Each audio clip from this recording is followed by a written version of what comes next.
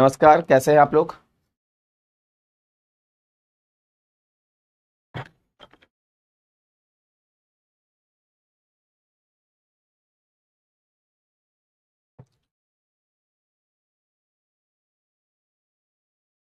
और ये लेक्चर 3 है।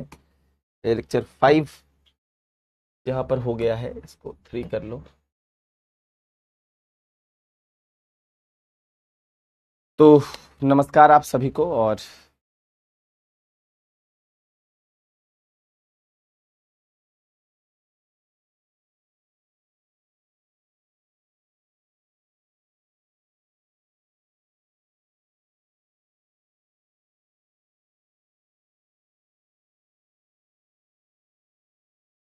आज हम लोग मुद्रास्फीति या इन्फ्लेशन जो टॉपिक है उसको समझने की कोशिश करेंगे। अब इस टॉपिक को सबसे पहले अलग अलग भागों में विभाजित करते हैं। देखिए, ये जो टॉपिक है, इस टॉपिक का नाम है इन्फ्लेशन। और इस टॉपिक में क्या क्या हमको देखना है। सबसे पहले what we will see, what is inflation.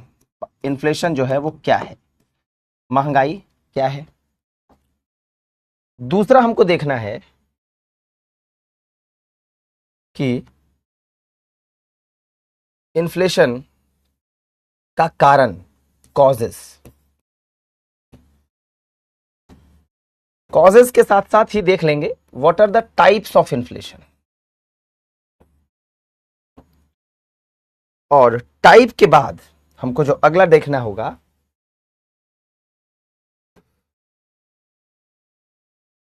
That will be measures.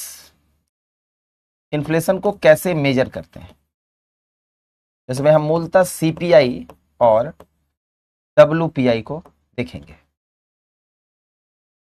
और लास्ट हमको देखना होगा that is impact of inflation. Impact of inflation, inflation का प्रभाव क्या है।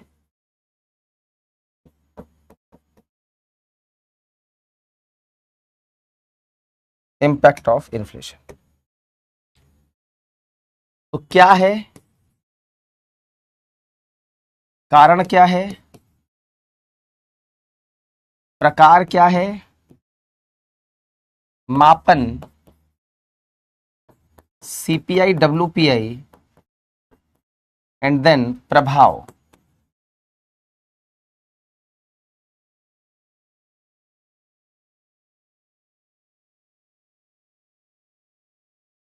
ये सारा कुछ जो है वह इन्फ्लेशन में आप पढ़ेंगे। ये सारा कुछ जो है वह इन्फ्लेशन में आप पढ़ेंगे।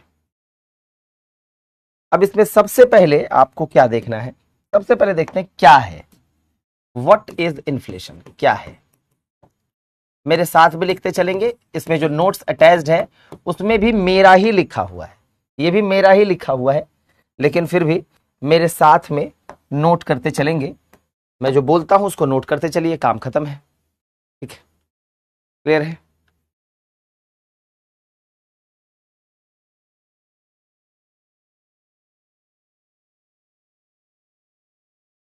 अब महंगाई क्या है, तो एक निश्चित अंतराल में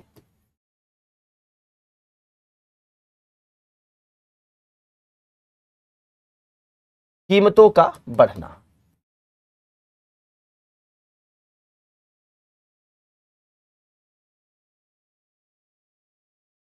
मतलब है कि एक साल में मान लो एक निश्चित अंतराल लिया, एक प्रॉपर टाइम लिया, अब उसमें कोई चीज 10 की थी वो 15 की हो गई, दैट इज इन्फ्लेशन, महंगाई, मुद्रास्फीति। ठीक है, तो it is a it is a general price rise over a time, general price rise over a period of time, over a period of time. It is the general price rise over a period of time. This is inflation, ये है inflation. For an example 10 से चीज बढ़कर के 15 हो गया, 15 से बढ़कर के 20 हो गया, दिस इज इन्फ्लेशन, इन्फ्लेशन। अब सबसे बड़ा सवाल है कि हम रेट कैसे निकालेंगे। कल बताए थे फाइनल माइनस इनिशियल बटा इनिशियल। तो अगर महंगाई का रेट निकालना है, कोई चीज 10 की थी 15 की हो गई, अगर महंगाई का रेट निकालना है तो फॉर्मूला वही है, ठीक है। तो अगर हमको इन्फ्लेशन रेट निकालना है तो फॉर्मूला वही है, क्या है, फाइनल माइनस इनिशियल बटा इनिशियल गुना 100। यानी मान लो कि कोई सामान है, फॉर एन एग्जाम्पल मान लो आलू है, और उस आलू का दाम मान लो 50 रुपए था और वो हो गया 60 रुपए। तो इन्फ्लेशन तो 50 से 60 हो गया, तो बढ़ा 10 रुपए। तो रुपए में तो 10 बढ़ा, लेकिन रेट कितना बढ़ा। तो रेट निकालने के लिए फाइनल माइनस इनिशियल, फाइनल कितना हो गया 60, पहले कितना था 50 बटा पहले 50 गुना 100। तो 10 बचा 50 गुना 100 मतलब है 20%। तो रेट जो है वो 20% है और प्राइस जो बढ़ा वो 10 रुपए बढ़ा। तो this is rate, this is rate, this is rate, ठीक है। अब एक दूसरी बात समझना है कि इन्फ्लेशन से क्या होता है। तो मान लो कि ये मेरे पास एक नोट है, नोट कहां गया भैया, आजकल पॉकेट से नोट भी चोरी हो जा रहा है क्या। मान लो मेरे पास ये एक नोट है और ये एक सिक्का है,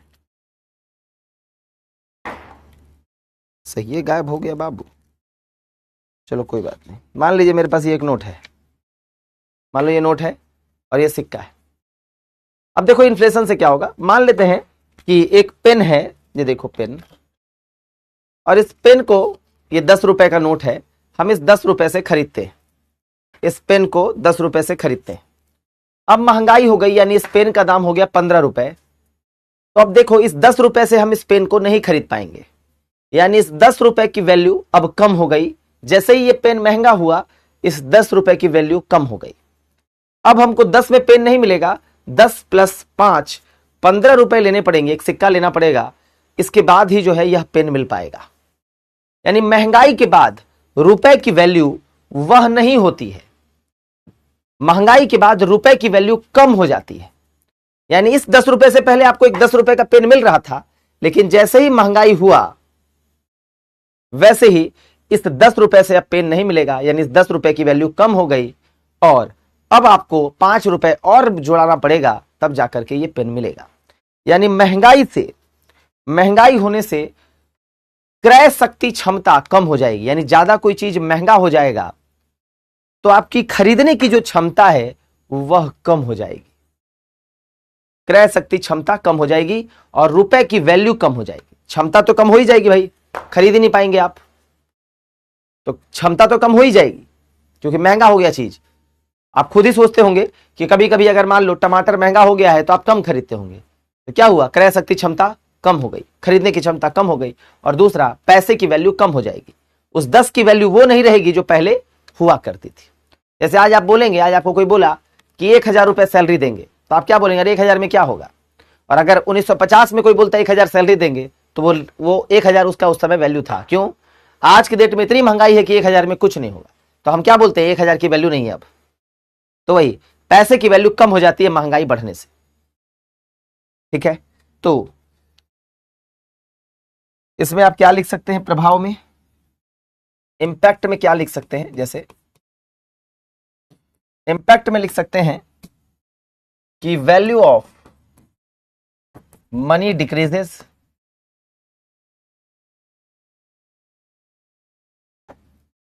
मुद्रा की वैल्यू कम होती है,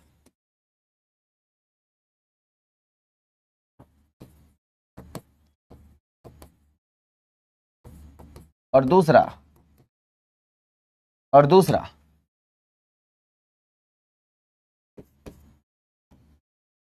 है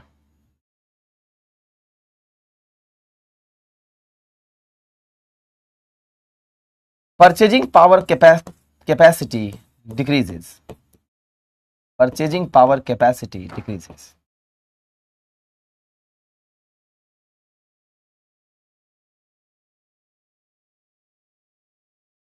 क्रय शक्ति क्षमता कम हो जाती है,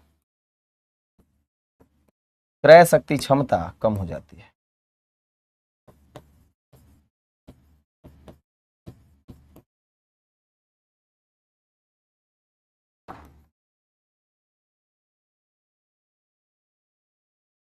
क्रय शक्ति क्षमता कम हो जाती है, ठीक है। तो प्रभाव जो है वो क्या है, यही है। इसको इंपैक्ट को क्या बोलते हैं, प्रभाव। तो हम पर आप पर प्रभाव यही पड़ रहा है कि हमारा पैसा का वैल्यू कम हो गया, महंगाई बढ़ जाएगा तो 1000 में कुछ नहीं होगा, और हमारी क्षमता, खरीदने की क्षमता कम हो जाएगी, ठीक है, हमारी खरीदने की क्षमता कम हो जाएगी। दूसरा एक चीज ध्यान रखिएगा, MDI, क्या ध्यान रखिएगा, MDI कॉलेज भी है, MDI। अब कैसे, इसको समझते हैं।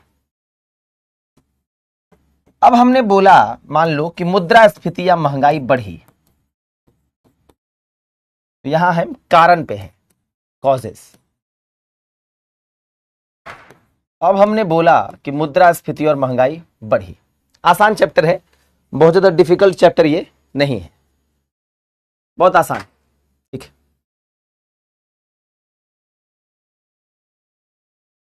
ठीक है, बहुत आसान है। तो अगर बोला कोई MDI, तो मतलब MDI का मतलब क्या है ये समझते हैं। MDI का मतलब क्या है, मुद्रास्फीति बढ़ी है, यानी क्या बोलेंगे, इन्फ्लेशन मान लो इंक्रीज हुआ। तो आपसे कोई पूछ सकता है कि महंगाई क्यों बढ़ी होगी, तो एक कारण महंगाई बढ़ने का क्या है, मेन कारण, जिससे हमको यह पूरा कॉन्सेप्ट समझना है। तो एक कारण महंगाई बढ़ने का यह है, एक कारण जो महंगाई बढ़ने का है, दैट इज कि चीजों की डिमांड बढ़ गई, यानी लोग जो है वो उस चीज को मांगने लगे, डिमांड बढ़ गई। तो महंगाई क्यों बढ़ती है, मान लो कोई चीज है, जैसे मान लो दीपावली आया, लोगों को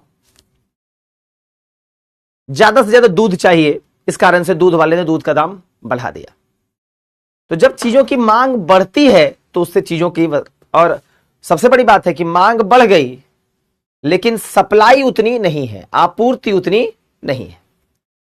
जैसे मान लो कि सावन खत्म हुआ, जो या होली खत्म हुआ, या होली के दिन क्या होता है, बकरे की डिमांड, किसी के घर में पनीर की डिमांड, ये काफी बढ़ जाती है। क्यों, क्योंकि होली के दिन लोग चिकन, मटन, पनीर बनाना पसंद करते हैं, और सप्लाई उतनी है नहीं, अब अचानक से थोड़े बकरा बहुत आ जाएगा।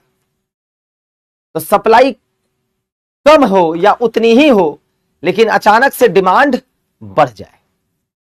सप्लाई मान लो 20 बकरे की थी और अचानक से डिमांड हो गया 50 बकरों का, तो फिर बकरा वाला क्या करेगा, दाम को बढ़ा देगा।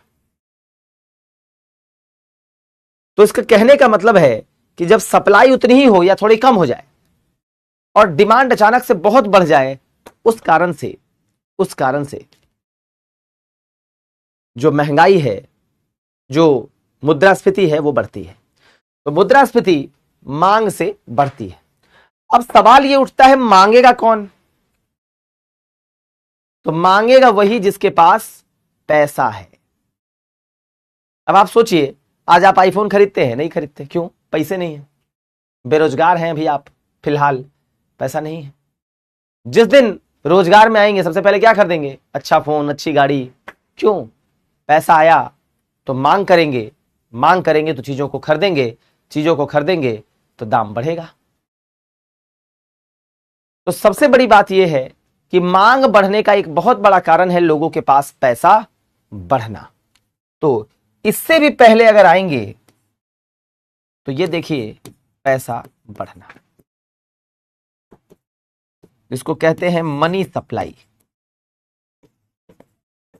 तो अगर मनी सप्लाई इंक्रीज होगा तो डिमांड बढ़ेगा, पैसा लोगों के हाथ में ज्यादा आएगा तो लोग डिमांड ज्यादा करेंगे, और अगर लोग डिमांड ज्यादा करेंगे तो मुद्रास्फीति ज्यादा होगी। तो अगर आपसे कोई पूछे कि मुद्रास्फीति का सबसे प्रमुख कारण क्या है, तो आप कहिएगा मुद्रास्फीति का सबसे प्रमुख कारण पैसा बढ़ना है, मांग बढ़ना है। मांग बढ़ना, पैसा बढ़ना, जिससे मांग बढ़ेगा और उससे इन्फ्लेशन होगा। यही जो है मैंने लिखा है, इसको मैंने कहा है एम, यानी मनी बढ़ेगा तो डिमांड बढ़ेगा, और डिमांड बढ़ेगा तो इन्फ्लेशन बढ़ेगा। MDI, MDI। मनी बढ़ेगा तो डिमांड बढ़ेगा, डिमांड बढ़ेगा तो इन्फ्लेशन बढ़ेगा।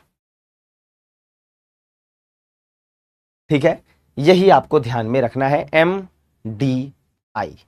मनी बढ़ा, डिमांड बढ़ा, क्योंकि पैसा आएगा तभी तो डिमांड करेंगे, और अगर उतनी सप्लाई नहीं है, यहां पर यह ध्यान रखना है कि आपूर्ति नहीं है, डिमांड बढ़ेगा तो उससे मुद्रास्फीति बढ़ेगा। इस खंड को आप लिख सकते हैं। ठीक है, अब देखिए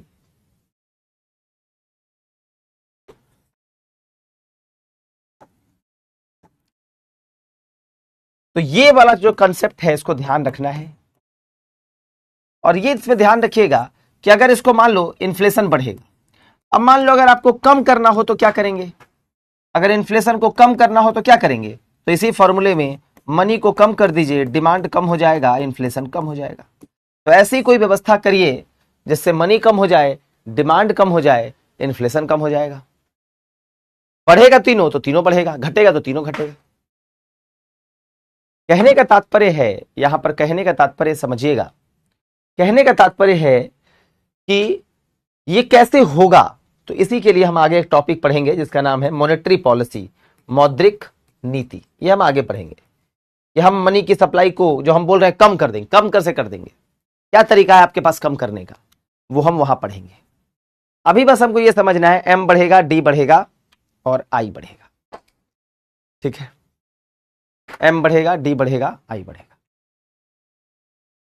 अब आपसे एक सिंपल चीज जो है वह हम आपको थोड़ा सा यहां पर बता रहे हैं, बहुत बार वो सवाल आया है। जैसे देखिए,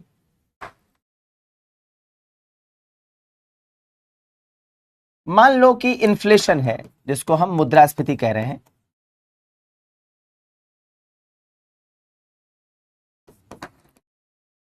इसका दो केस लेते हैं। एक केस है जब मुद्रास्फीति नियंत्रित है, यानी कंट्रोल्ड मुद्रास्फीति है।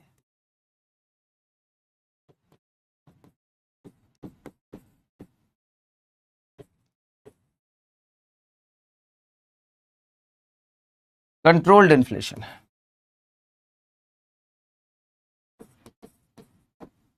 और एक केस है जब इन्फ्लेशन अनियंत्रित है,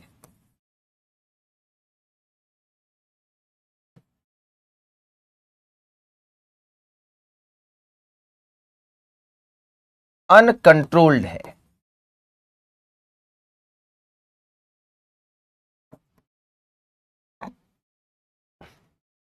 अनकंट्रोल्ड है।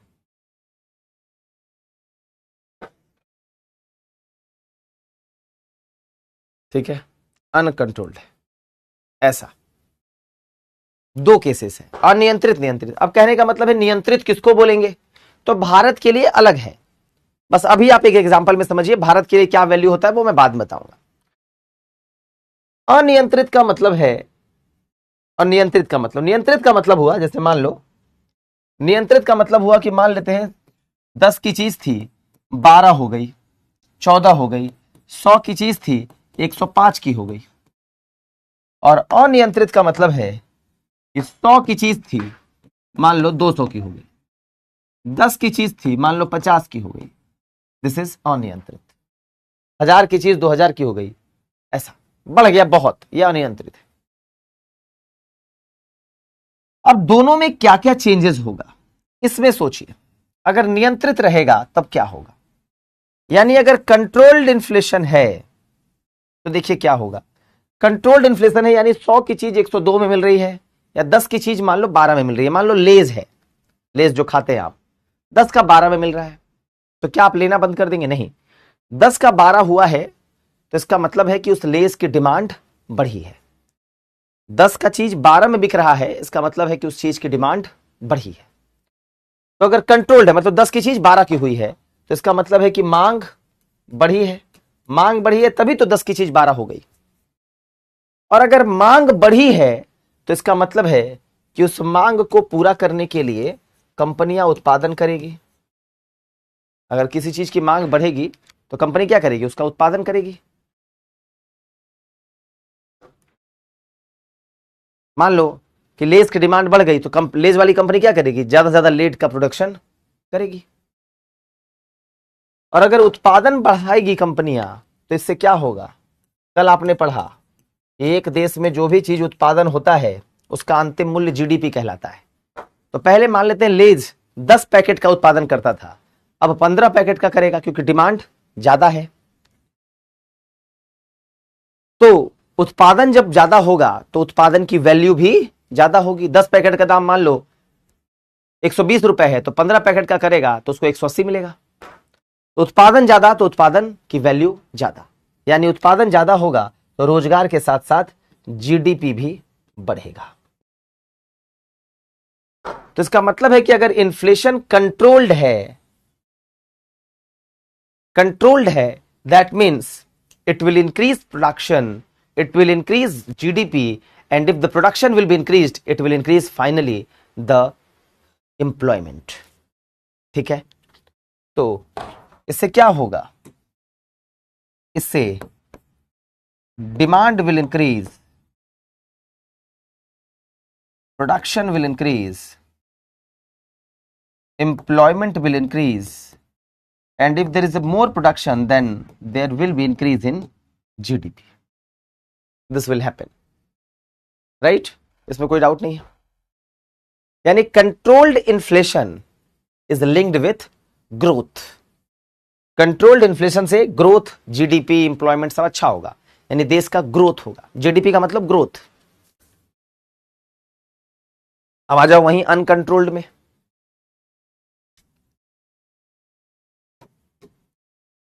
अनकंट्रोल्ड इन्फ्लेशन से क्या होगा? अगर अनकंट्रोल्ड इन्फ्लेशन है दैट मीन्स मान लो 100 की चीज 200 की हो गई, आप खरीदेंगे उसको? नहीं खरीदेंगे। इसका मतलब है मांग कम हो जाएगी। मांग कम हो जाएगी तो भैया कोई चीज जब डिमांड में रहेगी नहीं तो कंपनी उसका प्रोडक्शन करेगी? नहीं करेगी। और कंपनी जब प्रोडक्शन नहीं करेगी तो जीडीपी क्या होगा? कम। प्रोडक्शन की वैल्यू कम हो जाएगी और साथ ही साथ रोजगार क्या होगा? कम।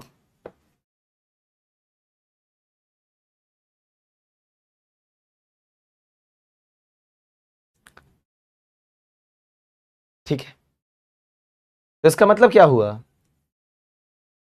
इसका मतलब है demand will decrease, production will decrease,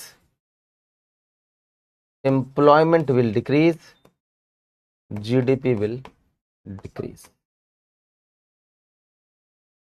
तो what we are achieving here, what we are getting here? Two things. If there is a controlled inflation, then there is a growth, and if there is a uncontrolled inflation, then there is a मंदी kind of thing, या फिर लो growth. तो इससे क्या निकलता है? इससे यही निकलता है कि क्या निकलता है? इससे यह पता चलता है कि अगर मुद्रास्फीति नियंत्रित है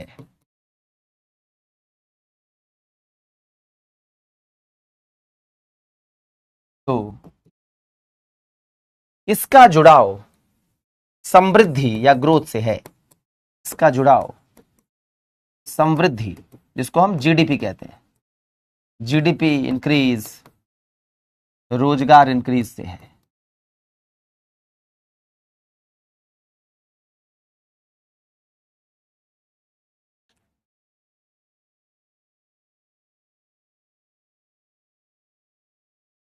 ठीक है, अब इसको हाईलाइट करेंगे, इसको क्या करेंगे, हाईलाइट, किसको, इसको। अगला है कि अगर मुद्रास्फीति अनियंत्रित है तो इसका जुड़ाव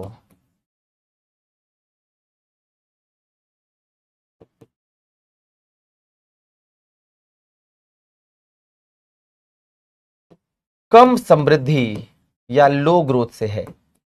जीडीपी कम, रोजगार कम। So first we will write in Hindi, then we will write in English. तो इसको पहले लिखिए।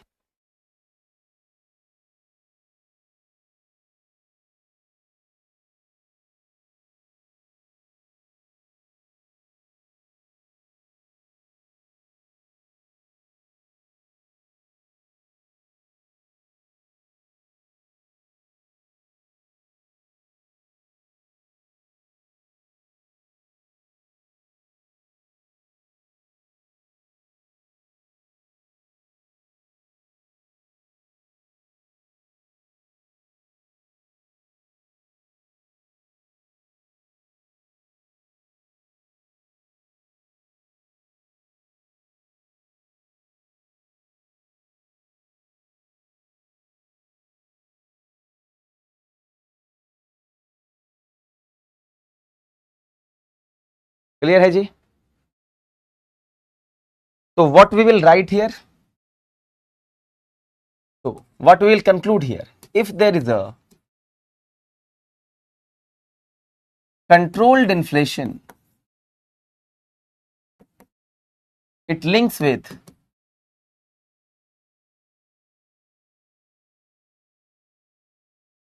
with high growth. ये बीपीएससी टीचर में एक बार पूछा है, बीपीएससी टीचर में एक बार पूछा है। If there is a uncontrolled inflation,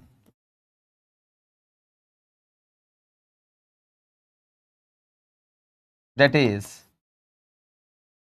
it links with low growth, low growth। Okay, simple मामला है, इसमें कुछ है नहीं, कोई दिक्कत इसमें है नहीं।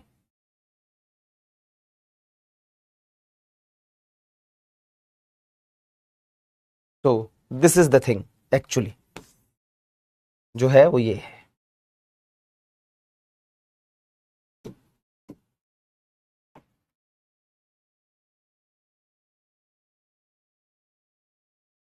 यही है, ठीक है।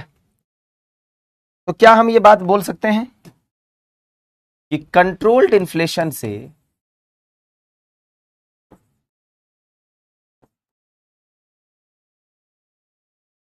जीडीपी बढ़ता है और एम्प्लॉयमेंट भी बढ़ता है, ये बोल सकते हैं? तो कहोगे हाँ भाई। तो क्या हम ये दूसरा लाइन भी बोल सकते हैं कि इससे अनएम्प्लॉयमेंट कम होता है? तो बोलेगा हाँ भाई, एम्प्लॉयमेंट बढ़ेगा तो अनएम्प्लॉयमेंट तो कम ही होगा। तो नियंत्रित मुद्रास्फीति से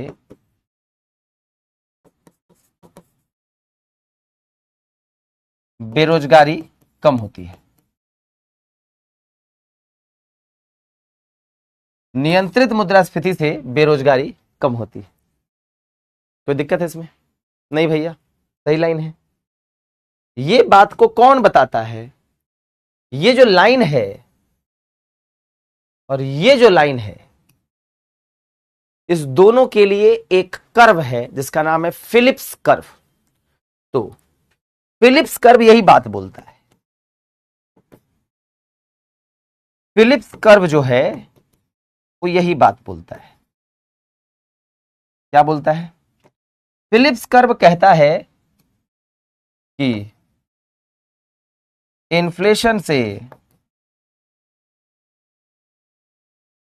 बढ़ने से अनएम्प्लॉयमेंट कम होता है,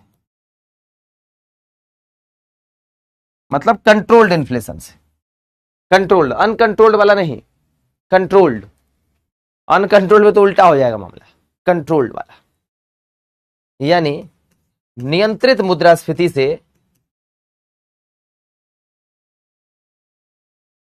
बेरोजगारी कम होती है, बेरोजगारी कम होती है।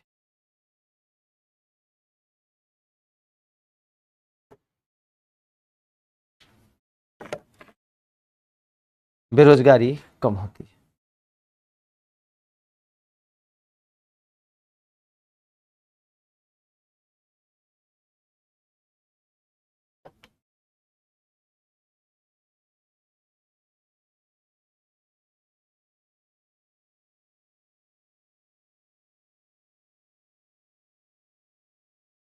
कोई दिक्कत?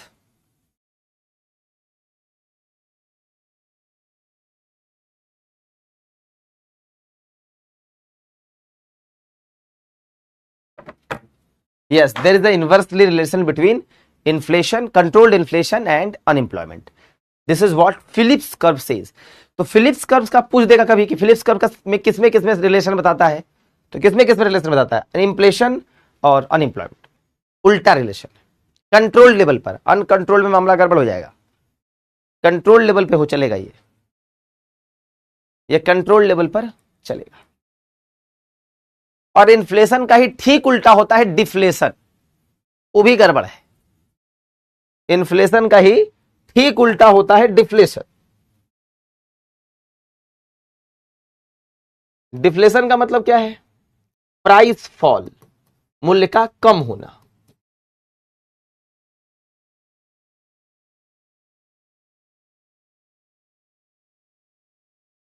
मूल्य का कम होना। जैसे इन्फ्लेशन का कारण क्या था? एमडीआई, एमडीआई, ये इन्फ्लेशन का कारण था। मनी बढ़ेगा, डिमांड बढ़ेगा, इन्फ्लेशन होगा, ये कारण था। अब डिफ्लेशन का कारण क्या होगा?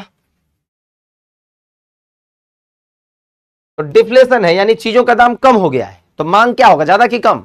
भैया मांग है ये नहीं है, टमाटर पड़ा हुआ है, कोई खरीदने वाला नहीं है, टमाटर वाले ने क्या कर दिया? दाम कम।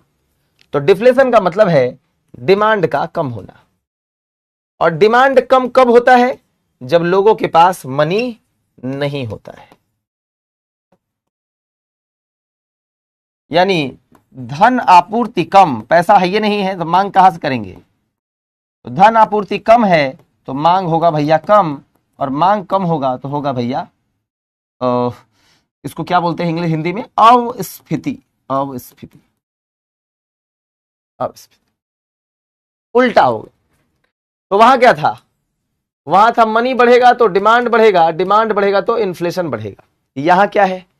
मनी घटेगा तो डिमांड घटेगा, और डिमांड घटेगा तो डिफ्लेशन होगा। पैसा कम, डिमांड कम, डिफ्लेशन। तीनों कम होगा तो डिफ्लेशन, तीनों बढ़ेगा तो इन्फ्लेशन। ठीक है। इकोनॉमी में बाबू दोनों लैंग्वेज लिख देते हैं ताकि समझ में आ जाए बेटा। काहे मेरा राज बेटा, मेरा सोना बाबू मेरा, मत परेशान हो बेटा। दोनों लैंग्वेज लिख देते हैं ताकि आसानी से समझ में आ जाए। अब स्थिति याद नहीं रहेगा तो डिफ्लेशन लिख दिए बाबू मेरा, सोना मत नाराज हो। तुमको इस तरह से दुख में देखकर मन द्रवित हो उठता है, बहुत दुख पहुंचता है। मत हो बेटा नाराज, तुमको जो भाषा अच्छा लगता है बाबू लिख न लो, मत दुखी हो बेटा मेरा। इन्फ्लेशन जो ये इकोनॉमिक सब्जेक्ट होता है ना बेटा, उसका दोनों लैंग्वेज याद रखोगे ना तभी पता चलेगा। नहीं तो कभी कभी देवनागरी में लिख देगा डिफ्लेशन, बाबू मेरा सोना नहीं करता।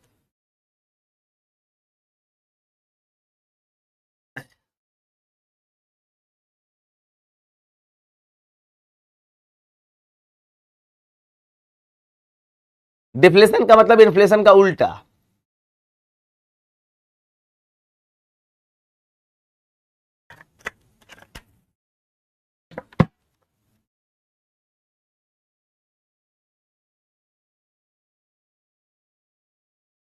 तो देखो डिफ्लेशन भी खराब है। कैसे? अब डिफ्लेशन अगर हो गया तो इसका मतलब डिमांड क्या होगा, कम। अब डिमांड कम तो कंपनियां क्या करेगी, प्रोडक्शन कम, प्रोडक्शन कम तो एम्प्लॉयमेंट कम, यानी ग्रोथ कम। क्योंकि डिफ्लेशन है मतलब पैसा है या नहीं है, पैसा रहेगा नहीं तो कोई डिमांड करेगा नहीं, कोई डिमांड करेगा नहीं। मान लो हम किसी चीज का डिमांड करेंगे तभी ना कंपनी बनाएगी, नहीं तो हवा में बना के किसको बेचेगी। तो अब स्थिति से मांग कम, मांग कम तो उत्पादन कम, उत्पादन कम तो रोजगार कम, रोजगार कम तो समृद्धि कम।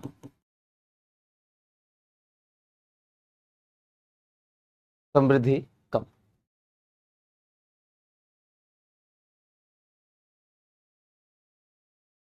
हाँ डिफ्लेशन होगा, बढ़ेगा, मंदी बढ़ेगी, उसका डी एम डी आई, तो इधर एम डी डी तीनों कम करोगे तो डिफ्लेशन होगा, उधर बढ़ाओगे तो इन्फ्लेशन होगा। अब इन्फ्लेशन बढ़ाना है तो बढ़ा दो। यानी एक चीज है, अब आप बताइए, अगर मैं लिखूं बीच में नियंत्रित, मतलब नियंत्रित है मुद्रास्फीति, और एक लिखूं अनियंत्रित, मतलब दाम इतना बढ़ गया जिसका कोई हिसाब नहीं है, और एक है जिसमें दाम कम हो गया, जिसको क्या बोलते हैं, अविस्फीति। यानी ये है डिफ्लेशन, ये है कंट्रोल्ड इन्फ्लेशन,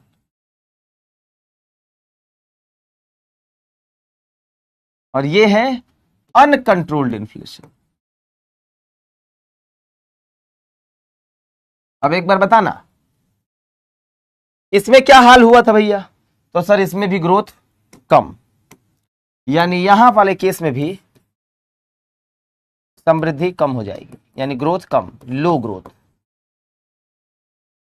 यानी अनियंत्रित में भी सर क्या हो जाएगा भाई, तो सर अनियंत्रित में भी समृद्धि कम हो जाएगी, बहुत ज्यादा महंगाई बढ़ गई, कोई खरीदेगा ही नहीं, तो लो ग्रोथ। कितने अच्छे से आपको बता रहे हैं, जब आप इसको जब दोबारा रिवीजन करेंगे तब आपको समझ में आएगा। और बाबू जो बीच वाला बचा है बाबू, अब इसको सोचो, इसमें क्या होता है, ग्रोथ हाई यानी समृद्धि हाई, यानी भारत में ये जो होता है ये 4 ± 2 होता है, मतलब महंगाई का प्रतिशत 2 से 6 रहेगा तो इसको नियंत्रित मानते हैं, 2 से कम हो जाए <2, 2 से कम, इसको मंदी मानते हैं, इधर अविस्फीति। और 6 से ज्यादा हो जाए, 6% से, तो इसको 6% है, उससे ज्यादा हो जाए तो इसको अनियंत्रित मानते हैं। यही नियंत्रित का वैल्यू है अभी फिलहाल जो 2026 तक आई थिंक इसी का टारगेट है। पहले 2020-21 तक था, उसका टारगेट को बढ़ा दिया गया था।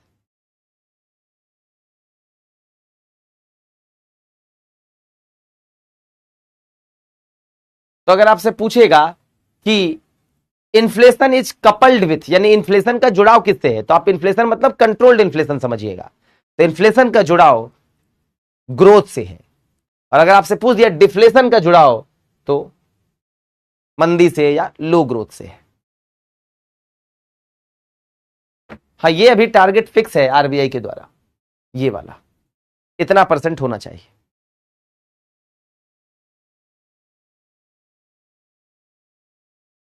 ये फिक्स है।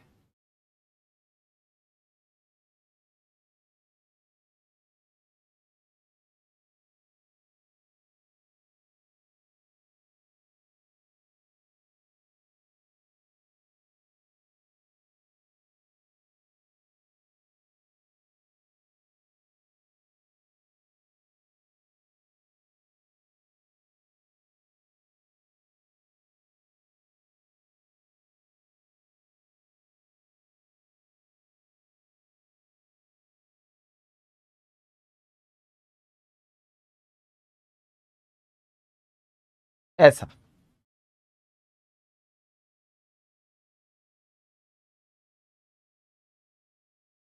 ठीक है जी।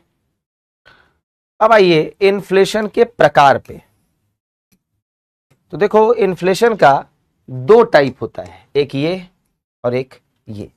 तो ये तो है रेट के, गति के आधार पर। महंगाई दो प्रकार से, गति के आधार पर। सबसे पहले इसको देखते हैं, फिर इसको देखते हैं। गति के आधार पर महंगाई कैसे है? ऐसा कहता है रेंगती हुई, क्रीपिंग इन्फ्लेशन। रेंगती हुई, रेंगती हुई का मतलब क्या है? रेंगती हुई का मतलब है जिसका इन्फ्लेशन का रेट क्या है? कम। कितना परसेंट? अराउंड 3 से 4%। ये जो परसेंटेज है ना, ये अलग अलग बुक्स में अलग अलग देता है, लेकिन जो पैटर्न है वो सेम है। रेंगती हुई मतलब कम परसेंट। चलती हुई, दिस इज दिस वन।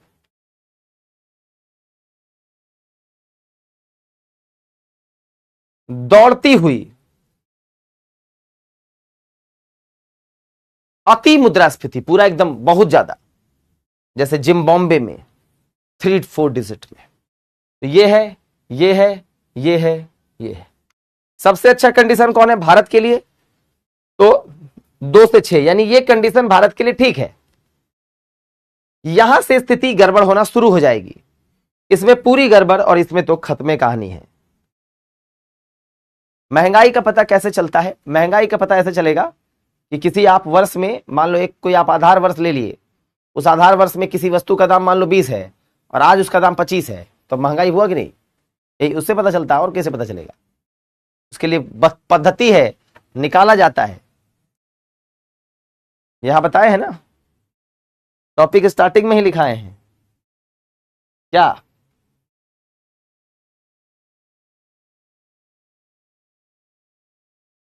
मापन। टॉपिक स्टार्टिंग में ही लिखाए हैं, मापन।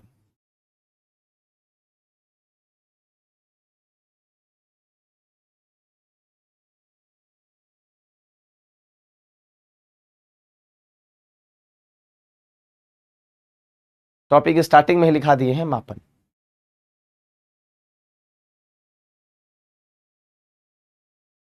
तो मुद्रास्फीति का एक टाइप जो है वो ये है,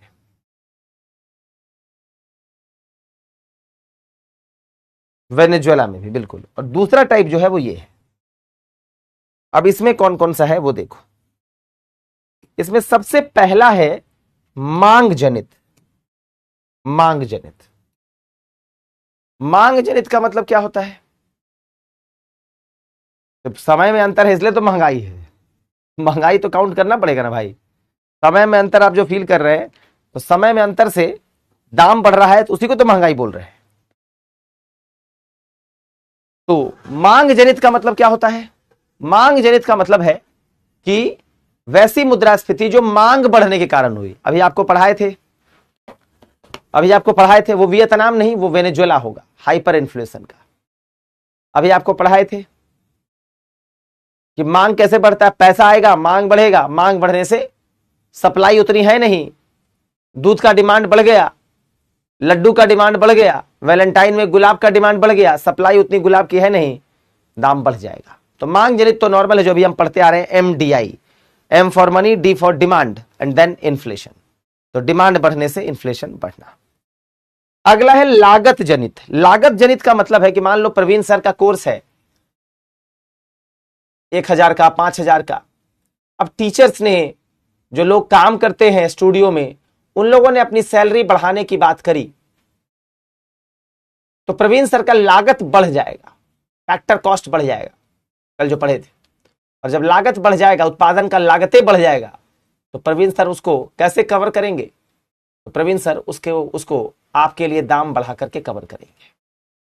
अगर कोई कंपनी है, उस कंपनी के वर्कर्स ने ज्यादा पैसा मांग लिया, वो कंपनी में लोग जो है वो गाड़ियों से चलते हैं, गाड़ी में पेट्रोल का दाम बढ़ गया, तो भैया कहीं ना कहीं जब लागत बढ़ेगा तो फिर आपके लिए चीजों का दाम भी बढ़ जाएगा।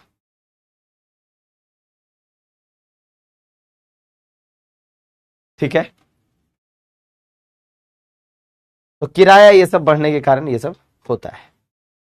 अगला है लाभ जनित, प्रॉफिट इंड्यूस्ड।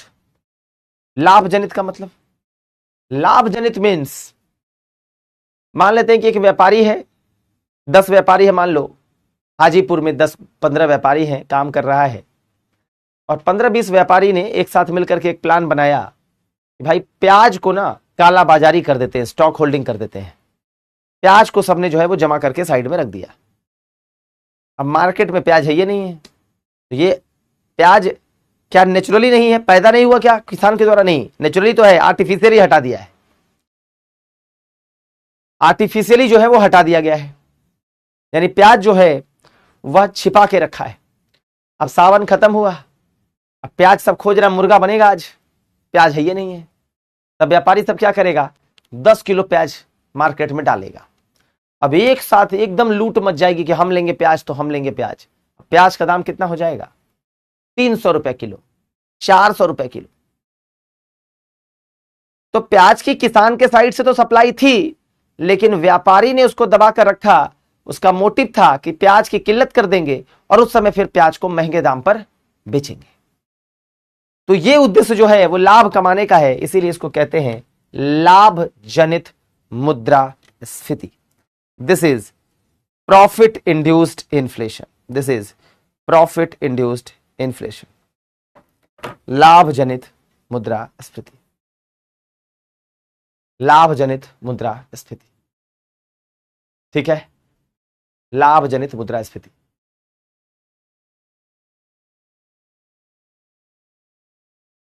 अगला है स्टैगफ्लेशन। अभी आपने पढ़ा, जैसे क्या पढ़ा कि अगर इन्फ्लेशन बहुत ज्यादा हो, यानी इन्फ्लेशन बहुत लंबे समय तक रहेगा, तो क्या होगा, अनियंत्रित वाला लंबे टाइम तक है, तो उससे क्या होगा, ग्रोथ खराब हो जाएगा, ग्रोथ की स्थिति खराब हो जाएगी, इंप्लॉयमेंट का स्तर पूरा गिर जाएगा। वही है ये, यानी वैसी स्थिति जब मुद्रास्फीति उच्च हो और साथ ही साथ बेरोजगारी हो, क्योंकि उच्च रहेगा, हाई मतलब कंट्रोल वाला नहीं, हाई वाला, ये वाला कंट्रोल्ड वाला की बात नहीं हो रही है, ये वाले की, इधर वाला। तो क्या होगा, ग्रोथ कम, रोजगार कम, वही है ये। स्टैगफ्लेशन का मतलब है स्टैग्नेशन, यानी अर्थव्यवस्था, स्टैग्नेशन प्लस इन्फ्लेशन, अर्थव्यवस्था प्लस अर्थव्यवस्था के स्थिर हो जाना, समृद्धि का कम हो जाना, और इन्फ्लेशन भी रहना, यानी इन्फ्लेशन भी है और महंगाई काफी है, जिस कारण से अर्थव्यवस्था बिल्कुल उसका ग्रोथ रेट नीचे हो गया है, रोजगार की स्थिति खराब हो गई है, वही है ये। आर्थिक अस्थिरता है, मतलब स्टेबिलिटी नहीं है, इकोनॉमी ग्रोथ कम हो गया। स्टैगफ्लेशन में इन्फ्लेशन हाई है, अनएम्प्लॉयमेंट है, और साथ ही साथ इकोनॉमिक ग्रोथ कम है, दैट इज स्टैगफ्लेशन, स्टैगफ्लेशन। अगला है श्रिंकफ्लेशन। श्रिंकफ्लेशन बढ़िया है। श्रिंकफ्लेशन में क्या होगा, इसमें दाम नहीं बढ़ता, 10 रुपए का चीज 10 रुपए में मिलेगा, लेकिन अंदर की क्वांटिटी कम हो जाएगी। जैसे मान लो पहले 10 रुपए में 10 बिस्किट मिलता था पार्ले जी का, अब 10 रुपए में बिस्किट वही मिलेगा, लेकिन क्वांटिटी हो जाएगी 5। तो दाम नहीं बढ़ा, मात्रा कम हो गई, क्वांटिटी ऑफ द आइटम कम हो गया। तो अल्टीमेटली तो आपके लिए 10 रुपया है, लेकिन अल्टीमेटली आपको बेनिफिट तो अब कम मिलेगा, वही है ये। जब वस्तुओं का मूल्य नहीं बढ़ता, मात्रा कम हो जाती है, this is shrinkflation, this is shrinkflation.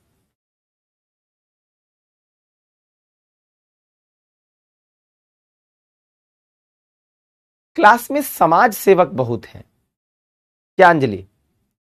समाज सेवा इन क्लास जानते हैं आप लोग?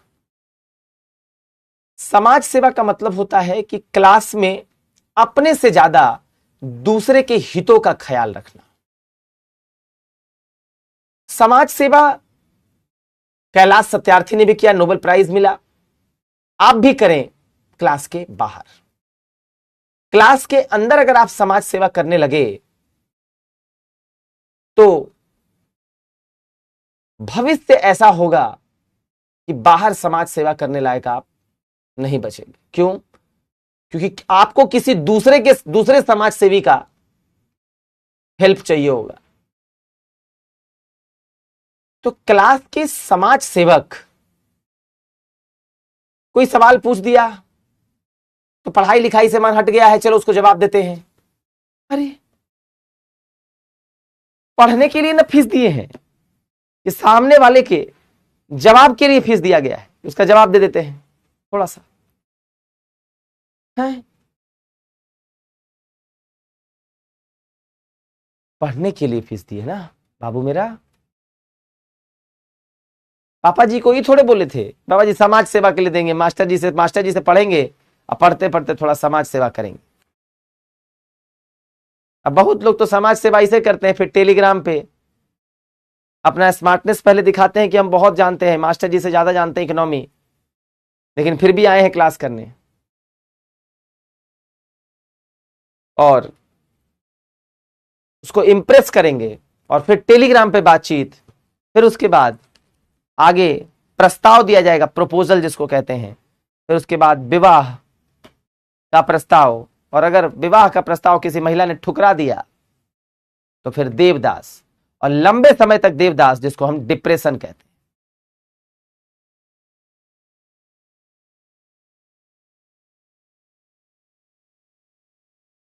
तो वो डिप्रेशन की अवस्था शुरू हो जाएगी।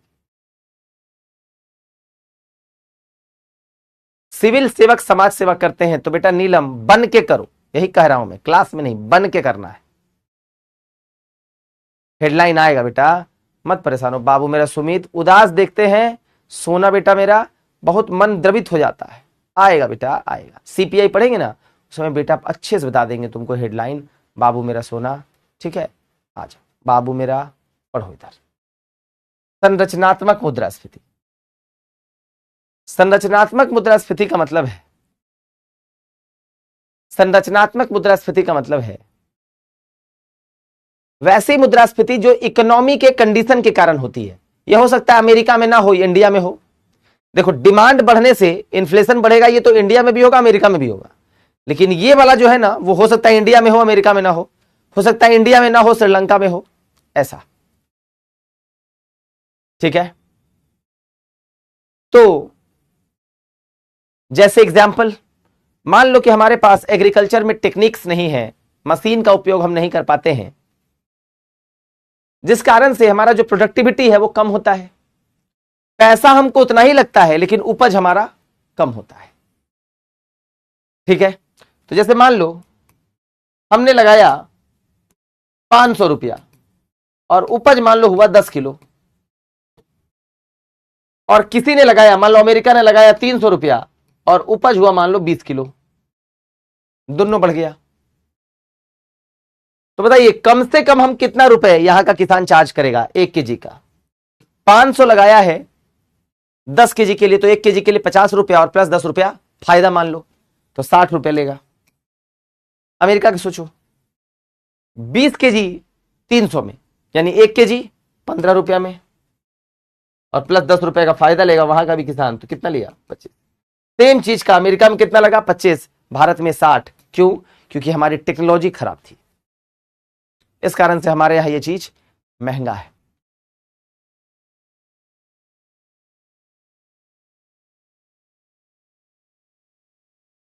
ठीक है,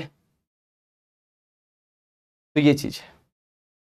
तो संरचनात्मक इन्फ्लेशन का मतलब होता है वैसी इन्फ्लेशन जो अर्थव्यवस्था में व्याप्त समस्या के कारण होती है, जैसे कृषि तकनीक का पुराना होना, मशीनों का होना, ये सब कारण है। ये है संरचनात्मक इन्फ्लेशन। अब अगला मुझे एक पॉइंट बता दो थोड़ा सा, कि मान लो ये है और ये है ना। अब मान लो कि कंडीशन ऐसा है कोविड के जैसा, जिसमें लोगों के पास पैसा नहीं है, कोरोना हो गया है, पैसा नहीं है, पैसा नहीं है तो डिमांड नहीं है, डिमांड नहीं है तो कंपनियां बनाएगी नहीं, चीजों का दाम सस्ता है, ऐसा कंडीशन है। जब दाम कम है, 100 रुपए की चीज 90 में बिक रही है, ऐसा स्थिति। अब बताओ ऐसी स्थिति से हमको निकलना पड़ेगा, क्योंकि ये स्थिति क्या है ऐसी, तो हमको डिफ्लेशन से निकल करके हमको कंट्रोल्ड इन्फ्लेशन में आना है। क्या करना पड़ेगा? क्या करना पड़ेगा? अगर हम डिफ्लेशन से निकल करके कंट्रोल्ड इन्फ्लेशन में आना चाहते हैं तो हमको क्या करना पड़ेगा? तो ऐसा मामला है एम डी, तो इससे होगा डिफ्लेशन। और हमको आना है एम डी, तो इससे होगा कंट्रोल्ड इन्फ्लेशन। कंट्रोल्ड में, इधर में नहीं, इधर में। तो क्या करना पड़ेगा, तो अगर हमको डेफ को आई में कन्वर्ट करना है, यानी डिफ्लेशन को इन्फ्लेशन में, तो भैया हमको ये जो मनी कम हो गया है इस मनी को बढ़ाना पड़ेगा। यानी इससे अगर इसमें हमको आना है तो हमको मनी जो है वो बढ़ाना पड़ेगा। मनी कैसे बढ़ेगा, मान लो बैंक सस्ता लोन देगा, मान लो सरकार कुछ पैसा खर्चा करेगी तो लोगों के पास पैसा, मैंने कल बताया था कि अगर कोई खर्चा करता है तो किसी न किसी को इनकम मिलेगा, तो सरकार खर्च करेगी। सरकार हो सकता है टैक्स में छूट दे दे आपको, तो आपके पास पैसा ज्यादा होगा। इसका मतलब है कि किसी भी तरीके से मनी को बढ़ाने का प्रयास किया जाएगा। तो वैसा प्रोसेस जिसमें इससे इसमें आया जाता है, यानी डिफ्लेशन से री इन्फ्लेशन में आना पड़ता है, या फिर समृद्धि से कम समृद्धि से ज्यादा समृद्धि की ओर जाना पड़ता है, इस प्रोसेस को कहते हैं री इन्फ्लेशन। तो जब इन डिफ्लेशन से इन्फ्लेशन की तरफ मूव करेंगे कंट्रोल्ड वाला, तो उसको कहेंगे डिफ्लेशन। क्या कहेंगे, डिफ्लेशन। तो दिस इज डिफ्लेशन, ऐसा। तो सरकार आर्थिक प्रोत्साहन मतलब पैसा इकोनॉमी में डालेगी ताकि लोगों के पास पैसा हो, बस काम है मनी बढ़ाना, क्योंकि मनी बढ़ते ही डिमांड बढ़ जाएगा और कंट्रोल्ड इन्फ्लेशन हो जाएगा। तो कोविड के समय ऐसा था, डिफ्लेशन था, सरकार ने 20 लाख करोड़ का आत्मनिर्भर भारत पैकेज दिया, मतलब इकोनॉमी में 20 लाख करोड़ डाला। तो जब डाला होगा तो किसी न किसी का इनकम बढ़ा होगा, तो फिर एम बढ़ेगा तो डी बढ़ेगा, फिर इन्फ्लेशन होगा, ऐसा। आरबीआई भी कर सकता है, सरकार भी इसमें मदद कर सकती है। आरबीआई भी कर सकता है और सरकार भी इसमें मदद कर सकती है।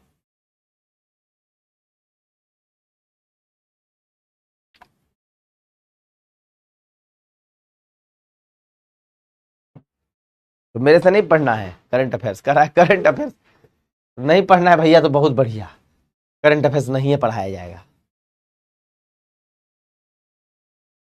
दूसरे को ही दे दिया जाएगा, बेफिक्र रहिए त्रिपाठी जी।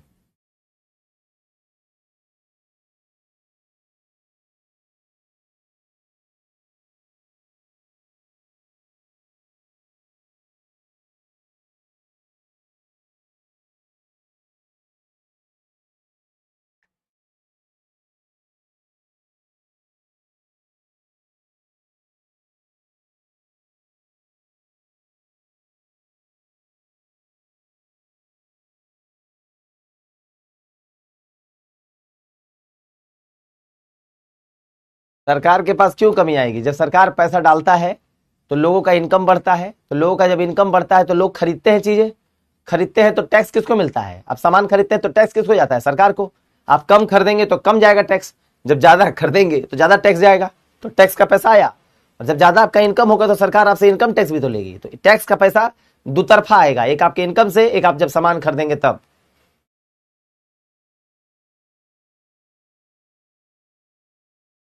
टैक्स बढ़ाने की जरूरत नहीं पड़ेगी अंजलि, टैक्स उसका बढ़ा हुआ मिलेगा, खर्च करेगा तो किसी न किसी का इनकम होगा, इनकम होगा तो भैया टैक्स बढ़ेगा, अपने आप बढ़ जाएगा। चलिए, तो ये क्लियर है जी।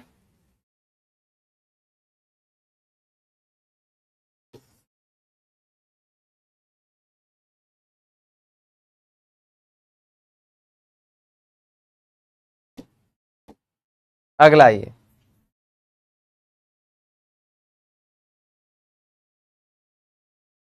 ये वाला जो लाइन है ना, ये लास्ट वाला, इसको हम लोग जो हमारा एक चैप्टर है भारत का बाह्य क्षेत्र वहां पढ़ेंगे, अभी बस इसको ध्यान में रखिएगा। मुद्रास्फीति का प्रभाव, मुद्रास्फीति का प्रभाव, ठीक है, इसको हम थोड़ा सा बाद में पढ़ेंगे। अब देखो, कोई फिक्स्ड इनकम ग्रुप वाला आदमी है तो भैया उससे को तो नुकसान ही होगा। मान लीजिए आप 20,000 महीना कमाते हैं, महंगाई नहीं है, 20,000 महंगा कमाते हैं और महंगाई नहीं, मान लो नहीं है, तब मान लो 15,000 आपका खर्चा में लगता है, 5,000 आपका बचता है। अब आप 20,000 कमाते हैं, महंगाई हो गया, तो भैया 15,000 की जगह अब 17,000 खर्चा हो रहा है, आलू सब्जी सब महंगा है, तो कितना बचाइएगा? 30,000, 3,000। तो पहले बचाते थे आप 5,000, अब बचाइएगा 3,000। तो आपको नुकसान हुआ कि फायदा? तो महंगाई बढ़ता है तो नुकसान ही ना होगा आपको, आपका अगर इनकम फिक्स्ड है तो। हाँ, अब महंगाई बढ़ने के साथ आपका इनकम बढ़ रहा है तब तो टेंशन नहीं है, लेकिन महंगाई बढ़ रहा है आपका इनकम फिक्स है तब दिक्कत है। इसलिए सरकार डीए बढ़ाती है कि महंगाई बढ़ाने के साथ साथ आपको उसका फायदा भी मिलता रहे, तो आपको ज्यादा दिक्कत नहीं आता है। तो महंगाई बढ़ रही है और अगर आपका इनकम फिक्स है तो आपको नुकसान हो जाएगा, ठीक है, आपको नुकसान हो जाएगा। दूसरा है मान लो एक राकेश नाम का लड़का है और एक मान लो सोनू नाम का लड़का है। राकेश ने सोनू को मान लो ऋण दिया, राकेश ने दिया ऋण, ऋण देने वाला कौन है? राकेश, और लेने वाला कौन है? सोनू।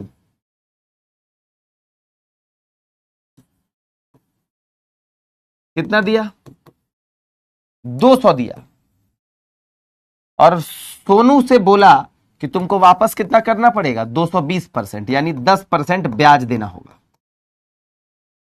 सोनू एक्सेप्ट कर लिया, 220 इससे ले लिया, 200 रुपए ले लिया, और वापस कितना करेगा? 220। ठीक है जी। अब सोचिए सोनू का खेला, सोनू गया, बोला भैया आज पार्टी है, 4 केजी भिंडी खरीद लिया दुकान से, 50 रुपए किलो था, 200 रुपया दिया जो इससे लिया था राकेश से, और 4 किलो भिंडी खरीद लिया। राकेश भी घूमता घूमता गया सोनू के पार्टी में, बोला वाह यार पूरी भाजी तो बढ़िया खिलाए, उधार लेके खिलाए लेकिन अच्छा लग रहा है।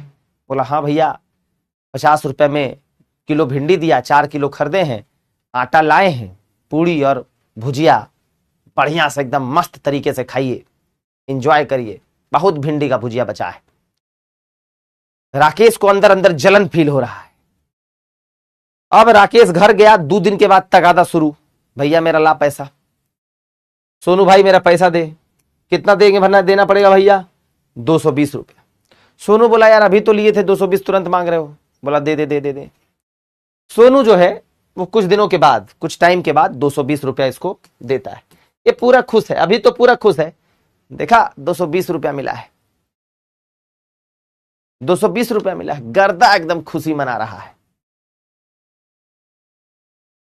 अब गया राकेश वही भिंडी दुकान वाले के पास, ये भाई भिंडी दे, सोनुआ पार्टी दे रहा लो, अब हम देवो पटिया, हमरो देवे के हो तो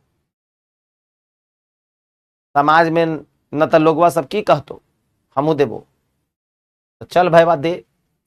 तो गया भिंडी दुकान के पास कि हम भी 4 किलो भिंडी चाहते हैं। तो दुकान ने 4 किलो भिंडी निकाल दिया दुकानदार ने। तो राकेश को पता था 50 रुपए मिलता है, तो राकेश ने 200 रुपए दे दिया। भिंडी वाला बोला अरे भाई वाह, अरे भाई वाह 200 रुपए में काम नहीं चलेगा। तो राकेशवा कहा कि सोनुआ तो 200 में खरीदा था ना भैया, अब 200 नहीं होगा। तो बोला ठीक है भैया 210 ले लो। बोला ना होगा। बोला 220 ले लो। बोला ना होगा भाई वाह। अब राकेशवा माथा पे हाथ धर लिया, काहे? कहा भैया 210 में भी नहीं, 220 में नहीं, 10% हम ब्याज कमाए थे ओकरों में नहीं हो रहा है। बोला नहीं। बोला काहे भाई? तो भाई अब जो भिंडी है ना वो 60 रुपया केजी हो गया है, तो तुमको कितना देना पड़ेगा 4 किलो के लिए? राकेश बाबू जितना खुश थे उतना दुखी हो गए, और सोनुआ दूर से देख रहा था कि बहुत पैसा लिया था हमसे, पूरा खुश हो गया। यानी कर्जा देने वाला अगर उच्च मुद्रास्फीति है तो उसको नुकसान होता है, कर्जा लेने वाले को फायदा होता है। तो कर्जा देने वाले को नुकसान और लेने वाले को फायदा। कैसे हुआ ऐसा? देखिए ब्याज कितना मिला उसको, तो 200 से 220 मिला था ना, तो कितना परसेंट है? 220 निकालो, फाइनल माइनस इनिशियल बटा इनिशियल निकालो, कितना परसेंट होगा? 10%। फाइनल माइनस इनिशियल बटा इनिशियल निकालोगे तो 10% निकल जाएगा। और महंगाई दर क्या है? तो सर 50 से हो गया 60 भिंडी का दाम, तो कितना बढ़ा? फाइनल माइनस इनिशियल, 60 माइनस 50 10 बटा इनिशियल गुना 100, यानी महंगाई दर कितना हुआ? 20%। तो ब्याज मिला 10%, यानी आपसे हमको 10 रुपये एक्स्ट्रा मिल रहा है, अब मेरा खर्चा 20 रुपये ज्यादा हो रहा है, भैया हमको तो नुकसान ही ना होगा। इसको बोलते हैं रियल इंटरेस्ट रेट, वास्तविक ब्याज दर। तो कभी भी किसी से ब्याज दर पे बात मत करो, किस पर बात करो? वास्तविक ब्याज दर पर। वास्तविक ब्याज दर किसको बोलते हैं? ब्याज दर माइनस महंगाई दर, interest rate minus inflation rate, interest rate minus inflation rate, and that is real interest rate.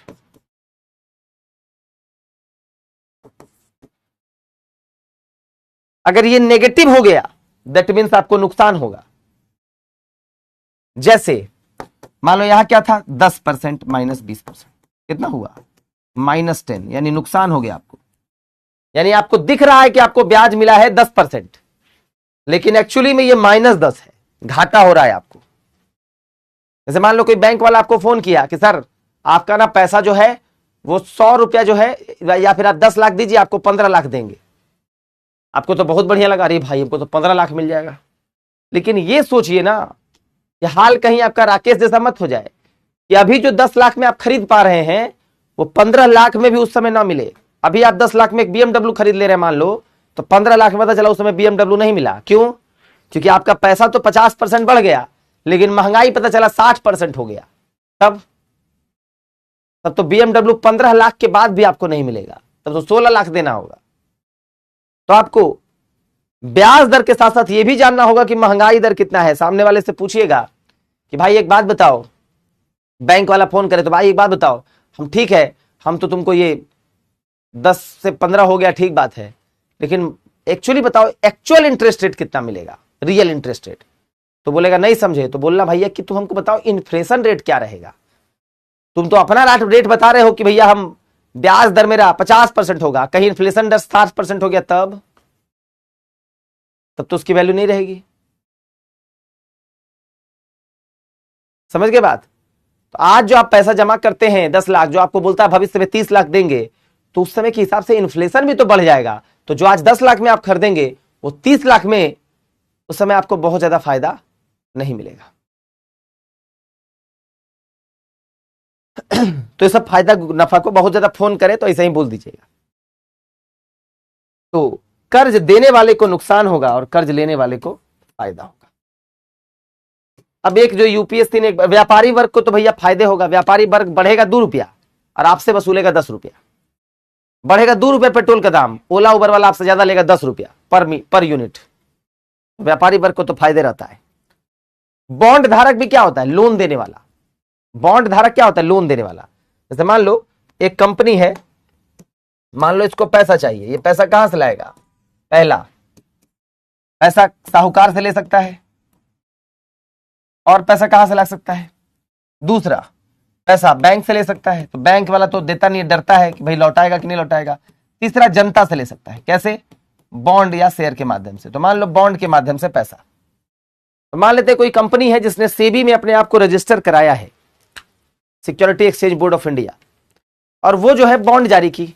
तो ये मान लो 10 बॉन्ड है उसका, ये बॉन्ड जारी की, मैंने उसका 10 बॉन्ड खरीद लिया। तो मैंने 10 बॉन्ड खरीद लिया तो मैं बॉन्ड धारक हूं, बॉन्ड होल्डर हूं, और इस 10 बॉन्ड के बदले मान लीजिए मैंने उसको 1 लाख रुपए दिए, तो मैं बॉन्ड धारक हूं और मैंने उसको 1 लाख दिया है कंपनी को। वापस जब बॉन्ड करूंगा तो 1 लाख के साथ वो मुझे ब्याज के साथ उसको लौटा करके दे देगा। तो मैंने उसका बॉन्ड खरीदा तो मुझे बॉन्ड मिल गया, उसको पैसा मिल गया, भविष्य में मैं उसको बॉन्ड दे दूंगा, वो मुझे ब्याज के साथ पैसा लौटा देगा। लेकिन अगर मैं बॉन्ड होल्डर हूं, यानी बॉन्ड खरीदा हूं, तो मैंने क्या दिया है? उधारी दिया है ना भाई, और कंपनी ने क्या लिया है? उधारी लिया है, और इसने उधारी दिया है। यानी ये राकेश है और ये सोनू है, उधारी लिया है। तो उधारी लेने वाले को क्या होता है? फायदा, और देने वाले को, राकेश को, घाटा। यही तो बोल रहा है।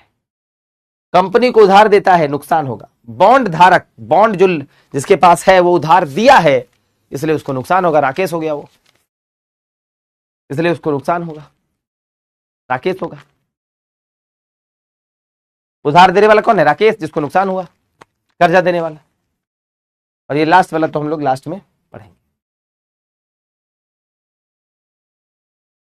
ठीक है।